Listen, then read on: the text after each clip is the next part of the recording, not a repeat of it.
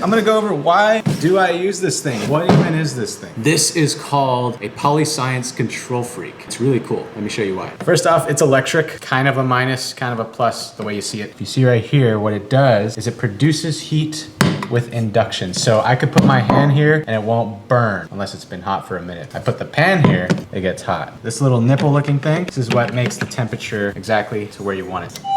See that right there? I could put whatever temperature I want. This is the temperature of my pan, and this is the temperature where I want it to be. Egg custard usually sets at around 176 degrees Fahrenheit. This is perfect for that.